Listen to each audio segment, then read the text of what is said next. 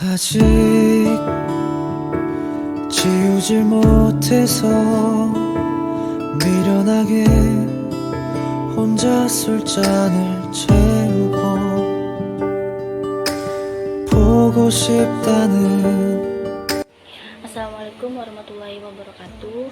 Saya Ananda Fitriana di sini selaku pemateri pertama akan menjelaskan mengenai poin A, yaitu kelengkapan laporan keuangan dalam asuransi syariah. Dimana kita ketahui dalam laporan keuangan entitas asuransi syariah yang lengkap itu terdiri dari yang pertama ada laporan posisi keuangan neraca. Nah, di dalam laporan posisi keuangan neraca ini terdapat aset, kewajiban, dana peserta, dan ekuitas. Yang kedua, ada laporan surplus, defisit, underwriting, dan tabarruk.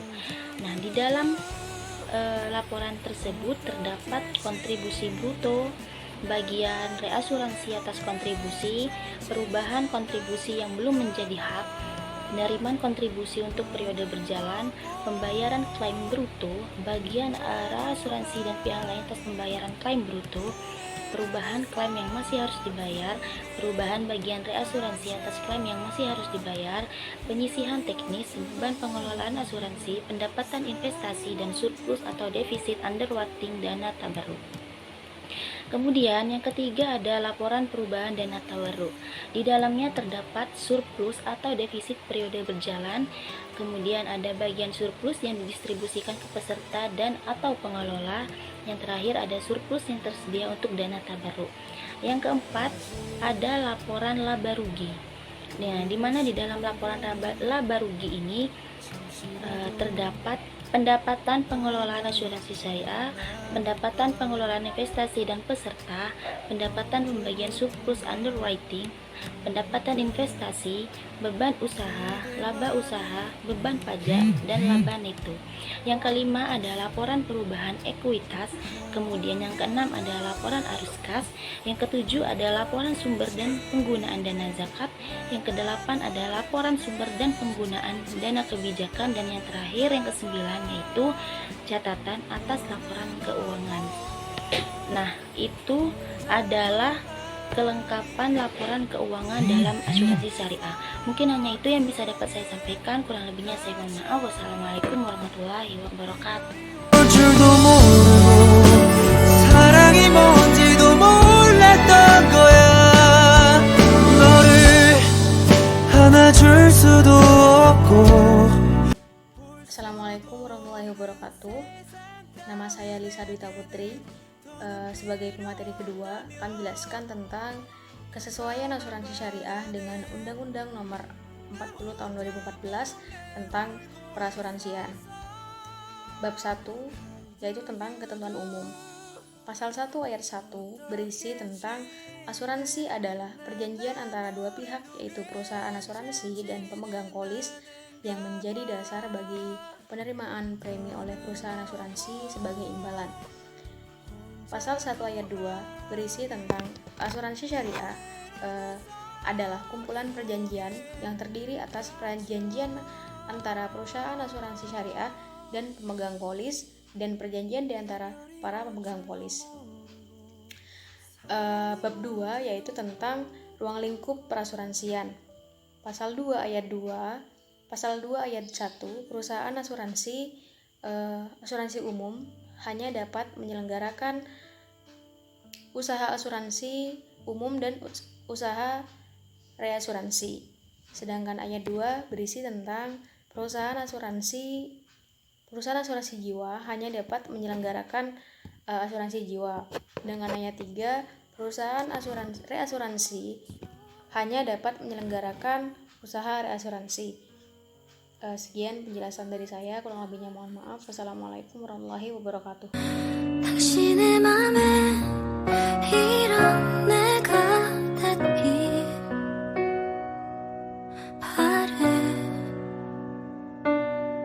Assalamualaikum warahmatullahi wabarakatuh. Di sini saya Sri Yulianti akan menjelaskan tentang bentuk badan hukum dan kepemilikan perusahaan perasuransian sesuai dengan Undang-Undang Nomor 40 Tahun 2014, yang mana pada pasal 6 ini berbunyi bentuk badan hukum menyelenggarakan usaha perasuransian adalah itu bisa perseroan terbatas, terus bisa koperasi atau juga usaha bersama yang telah ada pada saat undang-undang ini diundangkan.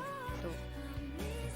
Terus pada pasal ke-7, perusahaan perasuransian hanya dapat dimiliki oleh warga negara Indonesia yang berbadan hukum Indonesia secara langsung atau tidak langsung sepenuhnya dimiliki oleh warga negara Indonesia. Jadi syaratnya itu perusahaan perasuransian ini bisa dimiliki oleh warga Indonesia yang benar-benar dia sudah diakui seperti itu. Atau juga bisa warga negara Indonesia atau badan hukum Indonesia sebagaimana yang dimaksud dalam huruf dalam yang tadi bersama-sama dengan warga negara asing atau badan hukum asing yang harus merupakan perusahaan perasuransian yang memiliki usaha sejenis atau perusahaan induk yang salah satu anak perusahaannya bergerak di bidang usaha perasuransian yang sejenis. Itu.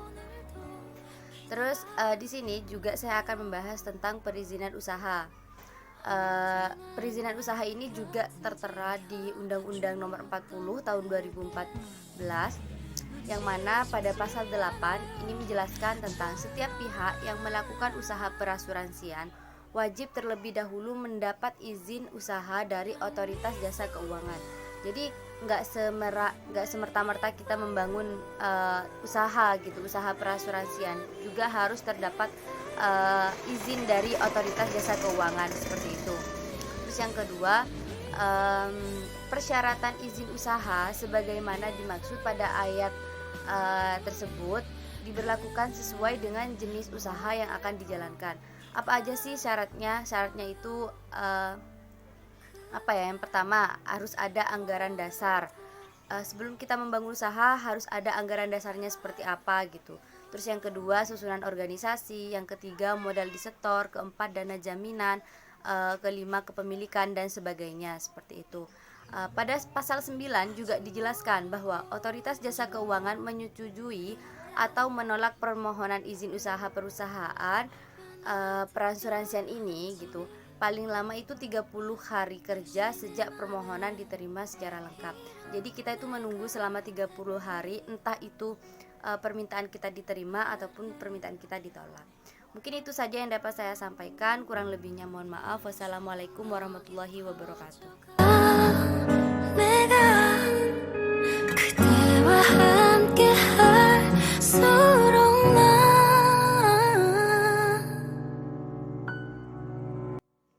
Assalamualaikum warahmatullahi wabarakatuh. Saya Alfiani Syafitri akan menjelaskan bab 5 penyelenggaraan usaha. Pada pasal 11, perusahaan perasuransian wajib menerapkan tata kelola perusahaan yang baik.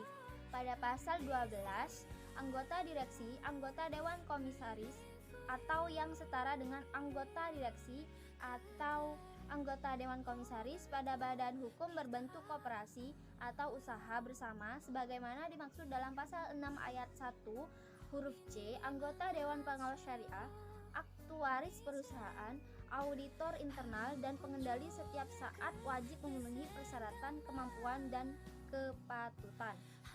Pasal 13, perusahaan asuransi syariah, perusahaan reasuransi atau perusahaan reasuransi syariah wajib menetapkan paling sedikit satu pengendali. Pasal 14, setiap pihak yang ditetapkan sebagai pengendali sebagaimana dimaksud dalam pasal 13 tadi wajib dilaporkan kepada Otoritas Jasa Keuangan atau OJK. Pada pasal 15, pengendali wajib ikut bertanggung jawab atas sebagian perusahaan asuransi syariah, perusahaan reasuransi syariah yang disebabkan oleh pihak dalam pengendaliannya. Pasal 16, setiap pihak hanya dapat menjadi pemegang saham pengendali pada satu perusahaan asuransi jiwa, satu perusahaan asuransi umum, satu perusahaan reasuransi, satu perusahaan reasuransi syariah. Selanjutnya pada bab 6, tata kelola usahaan perasuransian berbentuk koperasi dan usaha bersama. Perusahaan asuransi dan perusahaan asuransi syariah berbentuk koperasi atau usaha berbentuk sebagaimana dimaksud dalam pasal 6 ayat 1 huruf C hanya dapat menyelenggarakan jasa asuransi atau jasa asuransi syariah bagi anggotanya. Pada pasal kedua, setiap anggota dari perusahaan asuransi dan perusahaan asuransi syariah berbentuk koperasi atau anggota usaha bersama sebagaimana dimaksud dalam pasal 6 ayat 1 huruf C wajib menjadi pemegang polis dari perusahaan yang bersangkutan. Demikian presentasi dari saya, kurang lebihnya mohon maaf. Wassalamualaikum warahmatullahi wabarakatuh. that 빛 바래 조금 더 깊어져가 Assalamualaikum warahmatullahi wabarakatuh. Saya Sari Kartika dari kelompok 3. Di sini saya akan menjelaskan tentang kesesuaian asuransi syariah dengan UU nomor 40 tahun 2014, yaitu tentang perasuransian. Jadi di sini saya akan bahas tentang bab 7 dan bab 8 saja. Nah, untuk yang pertama kita bahas yang bab 7.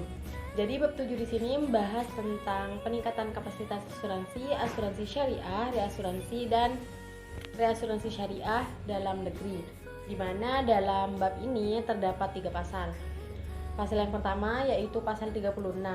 Dalam pasal ini disebutkan bahwa perusahaan asuransi syariah, perusahaan reasuransi dan perusahaan reasuransi syariah wajib untuk mengoptimalkan pemanfaatan kapasitas asuransi syariah, reasuransi dan atau reasuransi syariah dalam negeri. Kemudian yang kedua yaitu pasal 37. Dalam pasal 37 di sini dibahas bahwasanya pemerintah dan atau otoritas jasa keuangan atau OJK mendorong peningkatan kapasitas asuransi syariah, reasuransi dan atau reasuransi syariah dalam negeri untuk memenuhi kebutuhan pertanggungan asuransi syariah, reasuransi dan atau reasuransi syariah dalam negeri. Kemudian yang ketiga, pasal 38. Dalam pasal ini disebutkan bahwa pemerintah dapat memberikan fasilitas fiskal kepada perseorangan, rumah tangga dan atau usaha mikro, kecil dan menengah untuk mendorong pemanfaatan jasa asuransi syariah, reasuransi dan atau reasuransi syariah dalam pengelolaan risiko sesuai dengan ketentuan perundang-undangan. Kemudian bab 8 yaitu tentang program asuransi wajib. Dalam bab 8 di sini hanya ada satu pasal yaitu pasal 39, di mana dalam pasal ini ada 5 poin penting. Isinya yaitu yang pertama, program asuransi wajib harus diselenggarakan secara kompetitif. Kemudian yang kedua, pengaturan program asuransi wajib sebagaimana dimaksudkan pada pada ayat 1 tadi paling sedikit memuat tentang yang pertama cakupan kepesertaan, kemudian yang kedua hak dan kewajiban tertanggung atau peserta, kemudian yang ketiga tentang premi atau kontribusi, kemudian manfaat atau santunan, tata cara klaim dan pembayaran manfaat atau santunan, kemudian kriteria penyelenggara, hak dan kewajiban penyelenggara, dan keterbukaan informasi. Kemudian untuk poin yang ketiga yaitu pihak yang dapat menyelenggarakan program asuransi wajib sebagaimana dimaksudkan pada ayat 1 tadi harus memenuhi persyaratan yang ditetapkan oleh OJK. Kemudian poin yang keempat yaitu penyelenggara program asuransi wajib sebagaimana dimaksud pada ayat 3 tadi dapat menawarkan manfaat tambahan dengan tambahan premi atau kontribusi.